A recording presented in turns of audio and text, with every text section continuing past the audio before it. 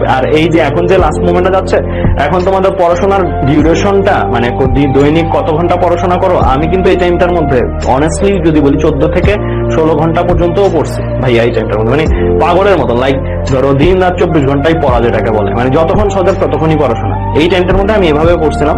এই টাইমটা কিন্তু খুবই ক্রুশাল। এর জন্য আমি বলবো যে এখন গাইডলাইন বা মোটিভেশন নিজেই তৈরি করতে হবে, নিজেই গাইডলাইন বা মোটিভেশন তৈরি করে 14 থেকে 16 ঘন্টা পড়ার একটা মানে টাস্ক বা চ্যালেঞ্জ নিতে হবে আর কি। যে মানে যতক্ষণ সজাগ ততক্ষণই পড়তেছো, খাইতেছো, পড়তেছো, ঘুমাইতেছো, দ্যাটস ইট, এরই তোমার লাইফ, এন্ড এর বাইরে আর কিছু না। সো এইভাবে একটু নিজেকে তৈরি করো। মডেল টেস্ট দিলেও যে বাইরে যাওয়া আসার মতো যত কম সময় ব্যয় করা যায়, কারণ এই টাইমটা খুবই ক্রুশাল। এই টাইমের এক একটা সেকেন্ড, আমি তোমাদেরকে একটা পোস্টের মাধ্যমে বলছি, এই টাইমের এক একটা সেকেন্ড অন্য সকল টাইমের 2 ঘন্টা 3 ঘন্টার চেয়েও দাম এই টাইমের একটা সেকেন্ড। সো এই জন্য আমি বলবো ভাইয়া বেশি সময় নিবো না, কারণ এখন যে টাইমটা, এই টাইমটা মোটিভেশন শোনার জন্য আসলে পারফেক্ট টাইম না। তোমাদের একটা জিনিস বোঝানোর দরকার ছিল, ভাইয়া এসে বুঝাই দিয়ে গেছে। এখন তোমাদের মাথায় রাখতে হবে যে যারা যারা চান্স পেয়ে গেছে এখন পর্যন্ত, যারা যারা চান্স পেয়েছে সবাই এই টাইমটার মধ্যে পাগলা পড়া দিছে, টু বি অনার্স, মানে 12 ঘন্টা প্লাস পড়া দিছে, ঠিক আছে?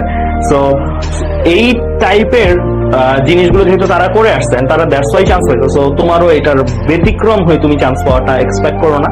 সো তুমি এই টাইমটার মধ্যে বেস্ট টাইম, মানে টাইমটা যত ক্যাশ করা যায়, ক্যাশ করা মিন্স যত ইউটিলাইজ করা যায়।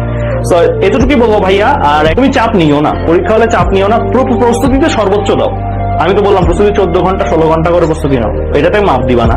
কিন্তু তুমি ওই যে ওইটা যে হইলে হবে না হইলে নাই, এরকম একটা কুল ভাইবে থাকো, যে কুল থাকো আর কি নিজে একটু, যে ঠিক আছে দিলাম আর কি পরীক্ষা, হবে যেটা হওয়ার হবে। সো